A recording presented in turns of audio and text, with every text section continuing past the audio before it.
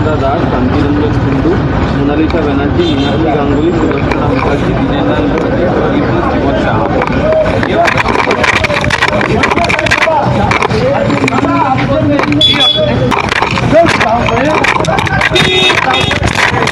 আরে বাবা, একটু দূরে থাকো না, দূরে থাকো না ভাই। বলা হচ্ছে আপনার বাড়ি জিজ্ঞেস করে আসুন, আপনি স্পেসিফিক্যালি জিজ্ঞেস করুন কোন অবৈধ অংশ, এই অবৈধ অংশের মাপ করে দেবে, উত্তর আমার থেকে নিয়ে যাবে। কি দুরবস্থা! অভিষেক বন্দ্যোপাধ্যায়ের বাড়ির অংশ নিয়ে প্রশ্ন উঠে গিয়েছে, গতকালই তার ব্যাখ্যা করেছি। যদিও তিনি, যেটা সামনে আপনাদের সামনে দেখালাম, গতকাল রাত্রিরে তাকে আরো একবার দেখা গিয়েছে, সেখানে তিনি বলছেন বাড়ির কোন অংশটা অবৈধ আপনারা আগে তথ্য নিয়ে আসুন, তারপরে আমি বলবো। বাড়ির কোন অংশটা অবৈধ, বাড়ির কর কে দেন, আপনি দেন না লিফটস অ্যান্ড বাউন্স দেন, এই তথ্যগুলো কি সাংবাদিকরা রাখবে? রাখতেই পারে। এই তথ্য তো আপনার থাকার উচিত, আপনার থাকার কথা। আপনাকে উত্তর দিতে হবে 7 দিনের মধ্যে। পুরসভা নোটিশ দিয়েছে আপনাকে, আপনাকে উত্তর দিতে বাধ্য, আপনি উত্তর দিতে হবে আপনাকে। কিন্তু শুধু অভিষেক বন্দ্যোপাধ্যায়ের বাড়ি নয়, তৃণমূল কংগ্রেসের পার্টি অফিসটিও এবার হাতছাড়া হতে চলেছে। হ্যাঁ, মন্টু সাহা, একটা মডার্ন ডেকোরেটিং, তাদের যে মালিক মন্টু সাহা, এতদিন পর্যন্ত তৃণমূল কংগ্রেসের সমস্ত রকমের যে অনুষ্ঠানগুলো হতো তার বরাত পেত ওই মন্টু সাহা। জানি না সেখানে ওই 2080 কাটমানির ব্যাপার ছিল কিনা। সেই মন্টু সাহা তৃণমূল কংগ্রেসের অস্থায়ী, এই মুহূর্তে একমাত্র অস্থায়ী যে তাদের তৃণমূল ভবন রয়ে গিয়েছে, সেইটি কিন্তু 2 মাসের মধ্যে খালি করার জন্য তৃণমূল কংগ্রেসের কাছে নোটিশ পাঠিয়ে দেওয়া হয়েছে। শোনাবো আপনাদের সামনে, মানে ঝন্টু সাহাও লাথি মেরে দিয়েছে। এরপরে বিকাশ রঞ্জন ভট্টাচার্যের গল্প শোনাবো আজকে আপনাদের সামনে। দুর্নীতির বিরুদ্ধে লড়াই করা বিকাশ রঞ্জন ভট্টাচার্য, যে আমরা একেবারে স্বচ্ছ, আমরা, আমাদের দল হচ্ছে স্বচ্ছ। তিনি তো আইনজীবী হতে পারেন, যাই হতে পারেন, তিনি তো আলটিমেটলি একটা পার্টিকে রিপ্রেজেন্ট করেন। এককালীন প্রাক্তন মেয়র ছিলেন তিনি। তৃণমূল কংগ্রেসের প্রাক্তন এমএলএ অদিতি মুন্সির হাজবেন্ড, যিনি এক বোধহয় গোপালপুরের কাউন্সিলর বা ছিলেন, তাকে রক্ষা করার জন্য 100 কোটি টাকা ওই ছোকরার, 100 কোটি টাকা ট্রান্সফার করে দিয়েছে ওই ছোকরা কয়েকদিন আগেই। বুঝেছেন? আত্মীয় ফাত্মীয় বন্ধু বান্ধবেরা 100 কোটি টাকা সে ট্রান্সফার করে দিয়েছে। তাকে বাঁচানোর জন্য বিকাশ রঞ্জন বাবু ছুটলেন। এবং এখানে সব থেকে মজার ব্যাপার কি জানেন? এটাতে কে রেগেছে জানেন? সব থেকে বেশি আপত্তি কে জানিয়েছে জানেন? শুনলে অবাক হয়ে যাবেন। আজকে বলবো বিকাশ রঞ্জন ভট্টাচার্যের এই ঘটনায় তৃণমূলের এক বড় নেতা তিনি জানিয়েছেন আপত্তি, একেবারে সোশ্যাল মিডিয়াতে পোস্ট করে জানিয়ে দিয়েছেন। বিকাশ রঞ্জন ভট্টাচার্যের মুখোশটা খুলে দিয়েছেন। নে এবার বোঝ, কে তৃণমূল, কে সিপিএম, কে কংগ্রেস, তো বোঝা যায় না। এমনিতে 3টে রাজনৈতিক দলকেই পরাস্ত করেছে পশ্চিমবঙ্গের মানুষ কোনো না কোনো সময়। এ তো এখন এদের কাউকে আর চেনা যাচ্ছে না। এদের তো এবার মনে হচ্ছে পিঠে লিখে বেরোতে হবে, নাহলে তো সবাই মানুষ ভাববে যে দেশের বিরুদ্ধে যারা কথা বলছেন তারা আইদার কেউ এদের 3 জনের মধ্যে একটা হওয়ার সম্ভাবনাই বেশি। শোনাবো আজকে আপনাদের সামনে। নমস্কার, welcome to simple as a বিষয়। আপনাদের সকলকে স্বাগত জানিয়ে শুরু করছি অত্যন্ত গুরুত্বপূর্ণ একটি পর্ব। শুরু করার আগে আমি শুরুটা জানেন একটু অন্যভাবে করি। এবিপি আনন্দ দেখার অভ্যাস মাঝে মাঝে রয়েছে, আপনারাও দেখেন, তথ্য তো পাই। একটা জিনিস আমাকে বলতে পারবেন, এই 4 মের আগে, পরিবর্তনের আগে ঘন্টাখানেক সঙ্গে সুবনে কেন 2জন করে তৃণমূল কংগ্রেসের প্রতিনিধিরা থাকতো? আর পরিবর্তনের পর থেকে এই সুমন বাবুর পিঠে সিদ্ধারাটা অনেকটা সোজা হয়ে গিয়েছে। ভালো, তার কারণ তার উপর চাপ ছিল, তাকে একা বলেও লাভ নেই, তার উপর চাপ ছিল। কিন্তু স্টিল চাপ থাকলেও যে তৃণমূলের মানে বিরুদ্ধে কথা বলা যায় না, এটা ইউটিউবাররা তো দেখিয়ে দিয়েছে। তো সুমন বাবুর তো গার্ড অনেক বেশি ছিল, তো করতেই পারতেন, বলতে পারবো না। কিন্তু প্রশ্ন হচ্ছে ওই 2জন প্রতিনিধি নিয়ে থাকতেন, এখন 1জন প্রতিনিধি কেন? এটা প্রথম প্রশ্ন। আপনারা ব্রেন স্ট্রমিং, মাথা খাটাবেন, বলবেন উত্তরে।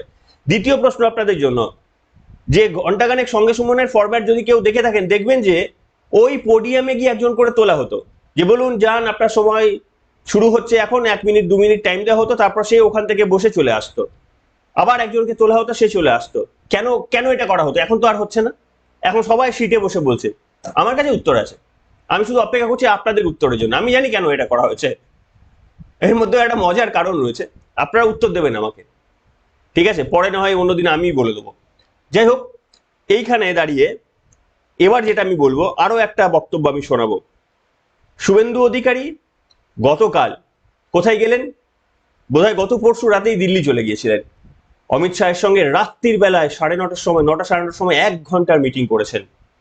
তারপরে, এটা গত পরশুর কথা বলছি, গতকাল আবার ভারতের প্রধানমন্ত্রী নরেন্দ্র মোদীর সঙ্গে দেখা করলেন। তারপরে একটা বঙ্কিমচন্দ্রের একটা বিরাট ছবি উপহার দিলেন, বন্দে মাতারাম লেখা রয়েছে। এর সিগনিফিকেন্স আপনারা জানেন, যারা জানেন না জেনে নেবেন কোনোভাবে। আমি অনেকবার বলেছি ইউটিউবে, বন্দে মাতারামের একটা সিগনিফিকেন্স রয়েছে।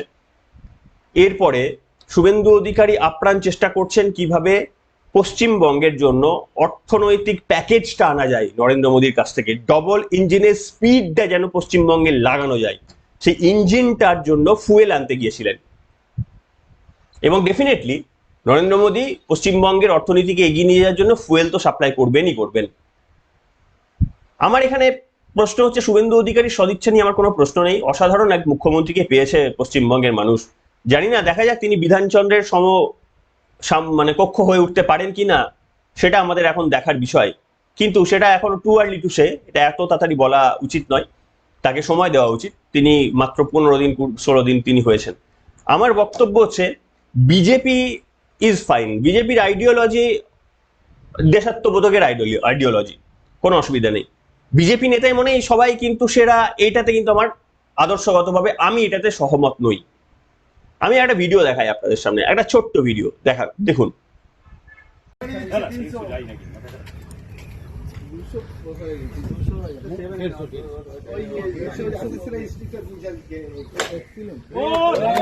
এখন সব খেলার উপরে হচ্ছে রাজনীতির খেলা। দেখলেন, ছোট্ট একটা ভিডিও দেখালাম। শুভেন্দু অধিকারী যখন পায়ের সুপতলা খসে যাচ্ছে, যখন একটা দিন, আমি জানি না তিনি কতক্ষণ এই মুহূর্তে ঘুমাতে পারছেন, তখন দিলীপ বাবু গল্ফ কোর্টে গিয়ে গল্ফ খেলছেন, কখনো সৌরভ গঙ্গোপাধ্যায়ের সঙ্গে দেখা করছেন, কখনো নৌকা বিহার করছেন। তিনি একজন মন্ত্রী, সবে দায়িত্ব নিয়েছেন, প্রচুর কাজ, প্রচুর প্রত্যাশা, প্রচুর দুর্নীতি হয়েছে। তাকে একেবারেই প্রথম পর্বেই 5 জন মন্ত্রীর মধ্যে তাকে সিলেক্ট করা হয়েছে। তিনি কিভাবে টাইম নষ্ট করছেন?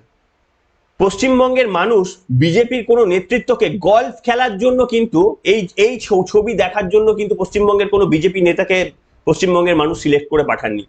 দিলীপ বাবু বারবার ফাউল করছেন, বারবার মিস্টেক করছেন দিলীপ বাবু। আমার মনে হয় এটা একেবারে শ্রমিক ভট্টাচার্যের জায়গা থেকে বলা উচিত, কিন্তু ওই দিলীপ বাবুকে সামলানো একটু মুশকিল। গরুর দুধে যিনি সোনা দেখেন, কিংবা ধরুন কিছুদিন আগে আবার বলেছেন গরুকে হাত বোলালে প্রেশার কমে যায়।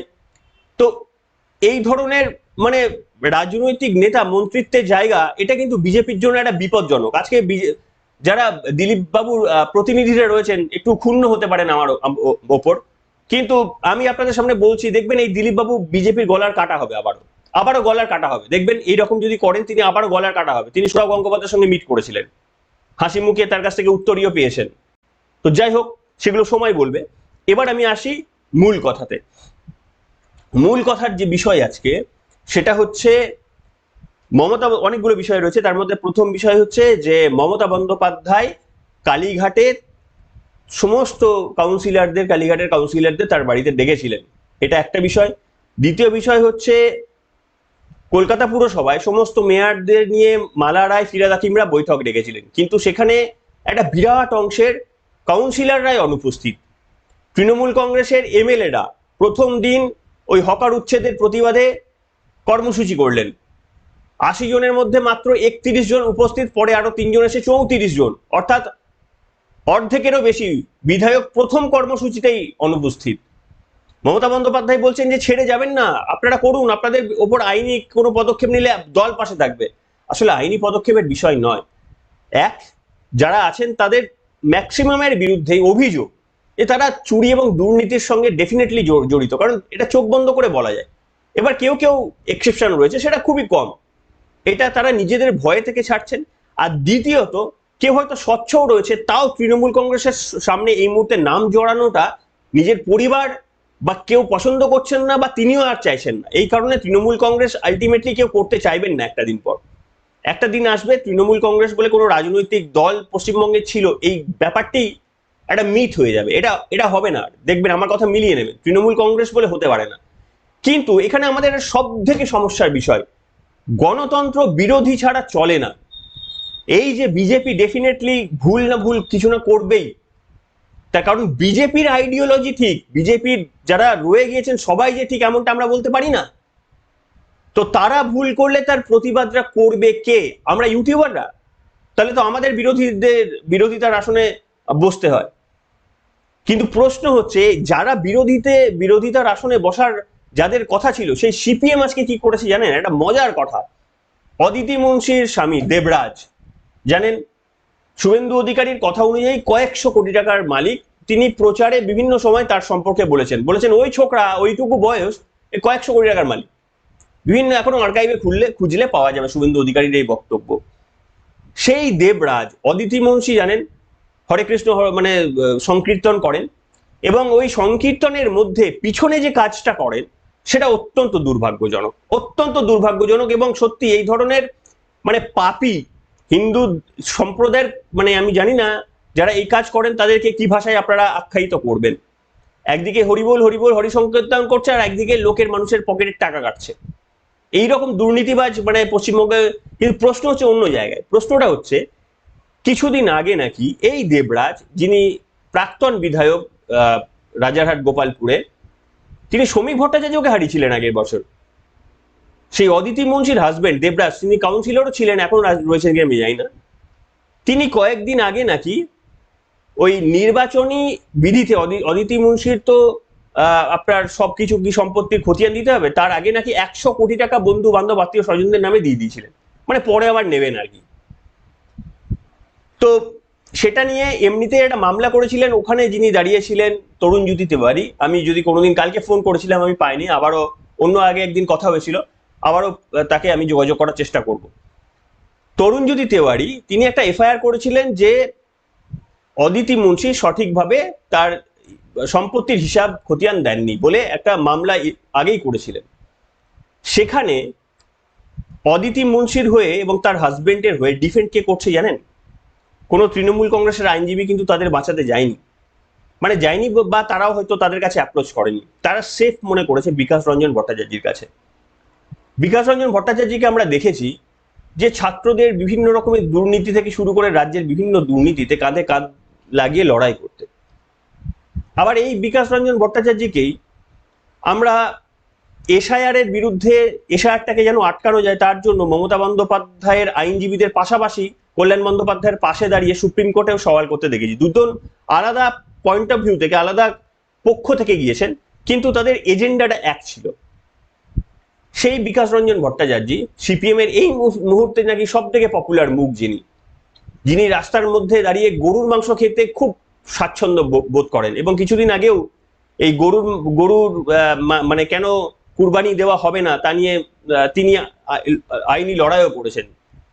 তার করা সাজে, কারণ তিনি নিজে মানে সে ওই গরুর মাংস রাস্তায় দাঁড়িয়ে খেতে স্বচ্ছন্দ বোধ করেন। আর বাকি মানে যাই হোক, আমি আর বলে লাভ নেই। আমার বক্তব্য হচ্ছে যে এই বিকাশ রঞ্জন ভট্টাচার্যদের চিনুন। আমরা বলি না বারবার, আমাদের দুঃখের বিষয় যে বিজেপি কোনো ভুল কাজ করলে আমি যে সিপিএম কে গিয়ে ভোটটা দেবো, এরা আমার সেই অধিকারটা কেড়ে নেয়। এই বিকাশ রঞ্জন বাবুর এই স্ট্যান্ডটা আমাকে কোনোদিন ভাবতে শেখাবে না যে ভুলেও এই রাজনৈতিক দলটাকে কোনোদিন ভোট দেবো।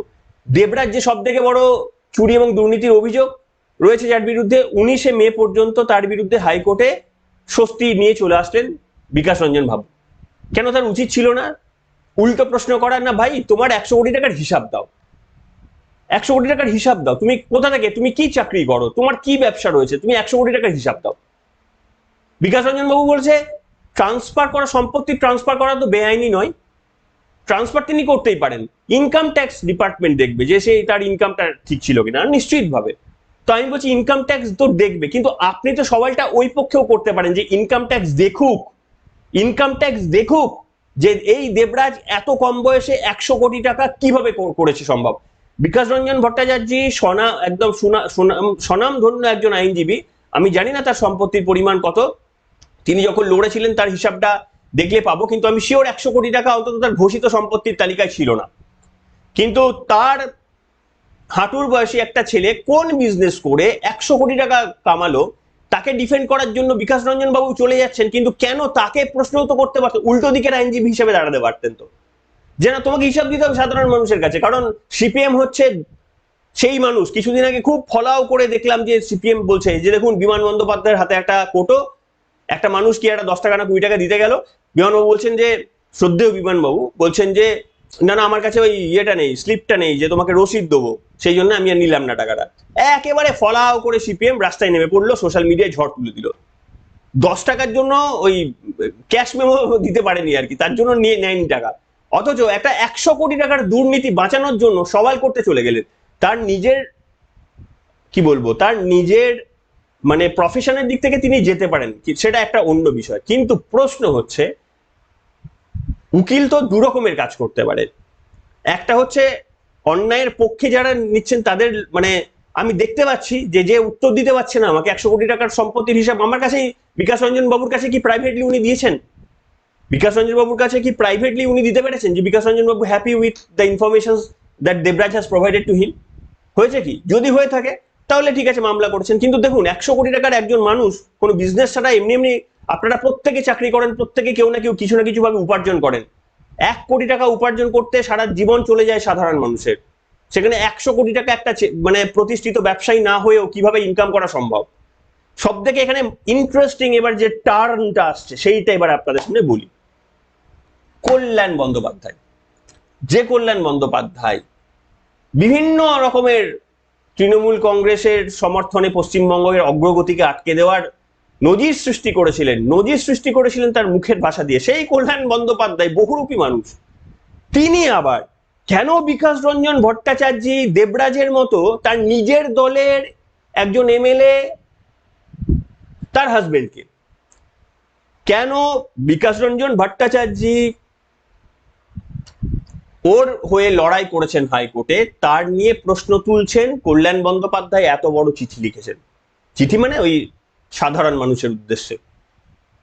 কেন একটা 100 কোটি টাকার উনি উল্লেখ করেছেন, 100 কোটি টাকার দুর্নীতির মামলায় কেন বিকাশ রঞ্জন বাবু, যিনি নিজেকে ওই দুর্নীতির, মমতা বন্দ্যোপাধ্যায়ের দুর্নীতির সময় বিভিন্ন রকম দুর্নীতি সামনে এনেছেন বলে গর্ব করে বলতেন, তিনি আজকে কেন ওর হয়ে দাঁড়ালেন? কি বলছে? স্বয়ং তৃণমূল কংগ্রেসের যে দলে দেবরাজ, সেই দলেই রয়েছে কল্যাণ বন্দ্যোপাধ্যায়, এখনো অন্তত তাই রয়েছে। এবার এই দলটাকে সার্কাস দল বলবেন? কোন দলটাকে? দুটোই, যে কোনো একটাকেই। তৃণমূলকে সার্কাস পার্টি বলবেন? এতদিন পর্যন্ত সবাই তৃণমূলকে সার্কাস পার্টি বলতো, এবার তো সিপিএমকেও অবশ্য দীর্ঘদিন ধরে মানুষ বলে এসেছে। কিন্তু পশ্চিমবঙ্গের মধ্যে, পশ্চিমবঙ্গবাসী জন্য দুঃখের বিষয় যে আপনি চাইলেও যে বিজেপি থেকে আমি বেটার কাউকে চাই, আজকে বলি না, ধরুন 20 বছর হয়ে গেল বিজেপি রয়েছে, শুভেন্দু অধিকারীর বয়স হয়েছে ফর এক্সাম্পল, ধরুন একটা হাইপোথেটিক্যাল এক্সাম্পল, নেক্সট মুখ্যমন্ত্রী হতে হবে, তাহলে তখন এমন একজন মুখ্যমন্ত্রী বাছা হচ্ছে আমাদের পছন্দ হচ্ছে না, বা আমাদের বিজেপির এমন কিছু কার্যকলাপ অগ্রগতিকে আমরা মনে করছি যে যতটা ভেবেছিলাম অতটা অগ্রগতি করতে পারলো না, হাইপোথেটিক্যালি।